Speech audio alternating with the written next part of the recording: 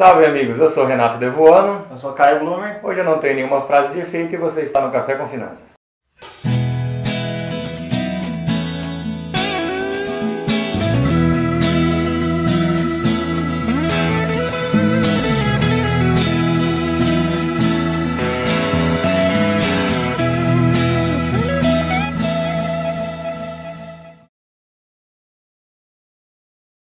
Olá amigos, bem-vindos a mais um Café com Finanças.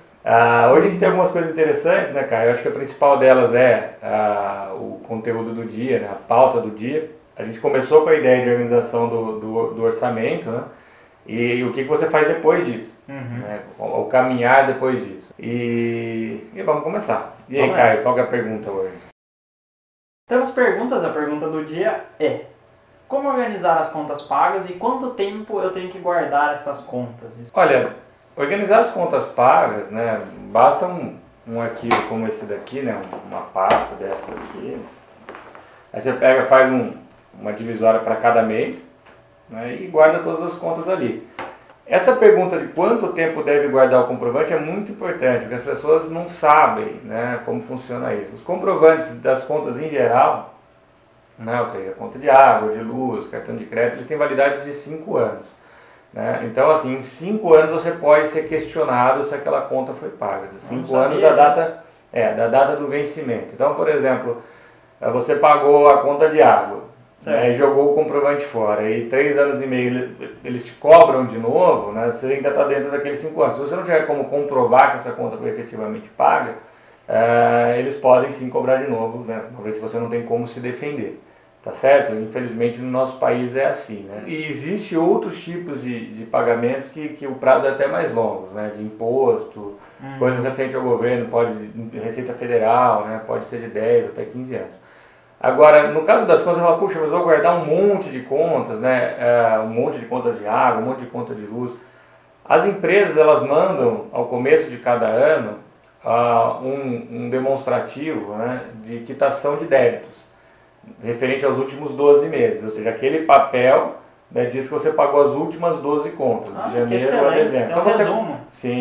Você guardando só aquele papel, que é o demonstrativo de quitação de débitos, você pode se desfazer do resto das contas. Que ótimo! Eu sou um pouco Caxias, né, eu guardo tudo, mas inclusive eu quando pago as contas, né, como eu pago tudo por internet, eu imprimo o comprovante. Eu salvo em PDF. E eu salvo em PDF também. Então eu fico com o comprovante digital, né, sempre um backup de tudo isso, mais o papel. Então, assim, mesmo que eu me desfaça dos papéis, né, se não acontecer o apocalipse nos meus HDs, eu vou continuar tendo os comprovantes. E aí hoje na paulada do dia, cara. Paulada do dia, que é uma maciada. Uma maciada. Então, a maciada do dia, vamos dar nome, né, porque enquanto é briga a gente vai ficar... Vamos pôr panos quentes, né? Você tenta descobrir a matéria que é. Mas enquanto, agora que é uma coisa boa, a matéria do blog Dinheirama, a autora é a Agatha Cavalcante. O título da matéria é Sustentabilidade Financeira, o que é e como alcançá-la. Então ela dá umas dicas sobre como alcançar a sustentabilidade financeira. Quando se fala de sustentabilidade, é basicamente algo que seja saudável. Então, resumindo, gastar menos do que você ganha.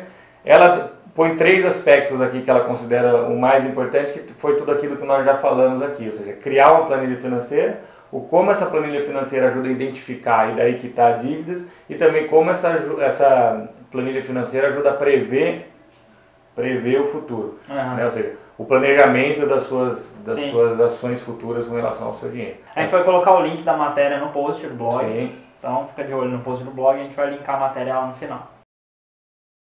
Na pauta do dia, como a gente prometeu no último Café com Finanças, supondo que você já fez, né, o seu controle financeiro, o que fazer em seguida? Não é? Existem 3 prováveis cenários, né, que devem sair desse controle quando você fez lá. Primeiro cenário, 1-0 para você. Bom, né, esse é um cenário melhor, o cenário ideal, ou seja, está sobrando dinheiro no final do mês, tá certo? Segundo cenário, 0-0, você gasta absolutamente tudo que você ganha. E o outro é o 1-0 para o banco, ou seja, você está gastando mais do que você ganha. Para você felizardo que descobriu, né, que você consegue gastar menos do que você ganha, Nós vamos dedicar o próximo Café com Finanças a esse assunto. Ao contrário do que eu havia dito, antes de entrar nesse assunto, é importante tratar da questão de que para quem está 1-0 para o banco ou 0-0, que é praticamente o mesmo cenário do ponto de vista do que tem que mudar. Se você está nesse possível cenário ou 0-0 ou 1-0 para o banco, ou seja, você está devendo ou está gastando tudo que você ganha, você vai olhar suas despesas uma por uma para procurar as vilãs do orçamento, certo? Para procurar aqueles pontos que você poderia deixar, ou seja, eliminar totalmente aquela despesa ou diminuir, né? Se ela for algo essencial, seja necessário, mas você consiga economizar, por exemplo, água, luz, dá sempre para economizar nesses pontos. Sim. As grandes vilãs do orçamento, a primeira delas são os serviços do tipo restaurante, lanchonete, aquele cafezinho que parece inocente, né? Muitas vezes a soma dessas despesas, elas são pequenas individualmente. Sim. Né? Ou seja, o café não é caro à primeira vista. Na somatória, no final do mês, elas fazem uma grande diferença. E aí as pessoas começam a se enrolar. Então, o primeiro que você deve atacar são essas daí. Eu não estou dizendo para você parar de comer no restaurante, mas tente diminuir, pelo menos. Por que não rever velhos hábitos? Entendeu? Em vez de sair com os amigos, onde cada um, sei lá, vai gastar R$50 no almoço, por que não trazer esses amigos para a tua casa, cada um contribui com um pouco, você faz uma bela reunião mais longa, mais descontraída, que você está num ambiente familiar e gastando muito menos.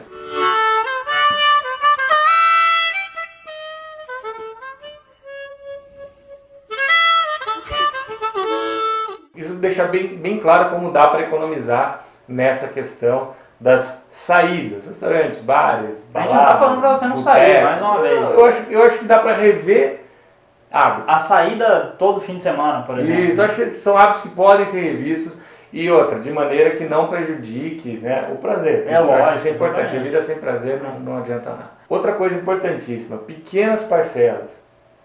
Quem nunca aqui parcelou lá uma coleção de DVDs em 12 vezes de R$ 9,99, não é? A questão aqui, tudo bem, a parcela é pequena, mas é o acúmulo das parcelas. Primeiro, você entra na questão da compra por impulso, que nós tratamos no último Café de Finanças, por causa das parcelas, e aquilo gera um rombo enorme no seu orçamento. Porque você vai demorar um ano para se livrar dessas parcelas, e de parcelinha de 10, 20, 30, 50 reais, quando você vê, você está comprometendo o orçamento a ponto de ficar negativo no final do mês. Evitar a compra por impulso, evita esse tipo de parcela. Ou seja, eu tenho dinheiro para comprar à vista, que é aquilo que nós falamos no último programa, putz, não tem, então aí você não compra. Então você causa dois bens da sua vida, né? Não compra por impulso e não fica devendo nada para ninguém. Então aí olha para essas parcelas. Então isso são despesas que dá para eliminar. Correto. Né? Dá para eliminar as parcelas, os restaurantes, porque você pode substituir o restaurante por outras atividades e vai ser feliz do mesmo jeito. E aí tem outras, né, que alguns serviços que hoje são essenciais, que é internet, celular, telefonia dentro de casa. São serviços que dá para reduzir. Às vezes você tem aquela assinatura da TV lá com 700 e tantos canais, sei lá, assiste exagerando, e assiste sempre os mesmos três, né? Sport TV, Sport TV 2, Sport TV 3. Puxa, procura um pacote que tem os canais que você gosta, e não necessariamente custe tanto. Dá para você reduzir um bom dinheiro nessa Exatamente. questão. O celular é outra questão, né? Se o Caio está falando. O celular é um grande sugador. Reveja também, porque o celular, o custo do minuto adicional é muito caro. Então, veja se o seu plano é adequado às suas necessidades, quanto você gasta de fato. Se de repente não vale a pena usar daqueles planos mistos, que são misto de pré-pago e pós-pago, são os planos controle. Então, veja o que se adequa, porque imagine, você consegue economizar R$50 no celular, R$50 na TV por assinatura e R$50 na internet, são R$150, né? E sei lá, mas R$50 na luz, por exemplo, são R$200. No mês. Né? Imagina no ano, acumulado, para você guardar com suas próximas férias. Nós estamos falando de R$2.400 no ano, ou seja, dá para chegar no final do ano e fazer uma viagem ali lá para o Costão do Santinho, por exemplo.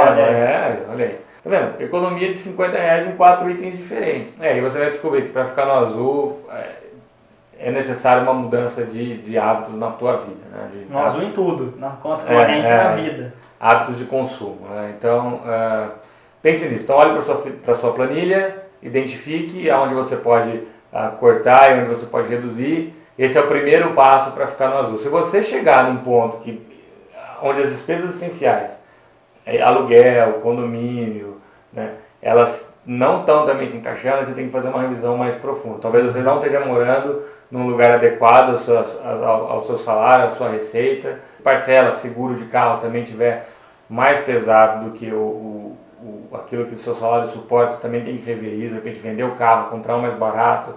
Muitas vezes a pessoa fala, não posso mexer, né, na moradia, no carro. Pode sim, se você fizer de tudo, ou seja, cortar restaurante, economizar com TV, com internet, com celular, e ainda assim continuar no vermelho, então aí, como dizem os antigos, o buraco é mais embaixo. Então da nossa pauta do dia era isso. E aí se você ficou com alguma dúvida, quer se aprofundar no assunto, quer tomar um café comigo pessoalmente, manda um e-mail para renato@cafécomfinanças.com.br e aí a gente pode marcar de tomar um café, enfim, de eu te ajudar pessoalmente. Se você estiver de longe, ele marca um café virtual. Curtiu o vídeo?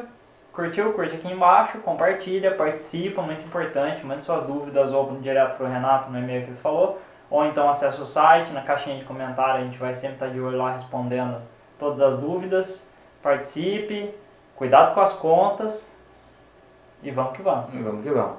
Próximo Café com Finanças, a gente vai continuar no tema, e aí para os felizardos que conseguem fazer sobrar dinheiro no final do mês, ou seja, gastam menos do que ganham, a gente vai falar o que vocês devem fazer com esse dinheiro. Eu agradeço a todos vocês, um grande abraço, até o próximo Café com Finanças. Tchau, tchau.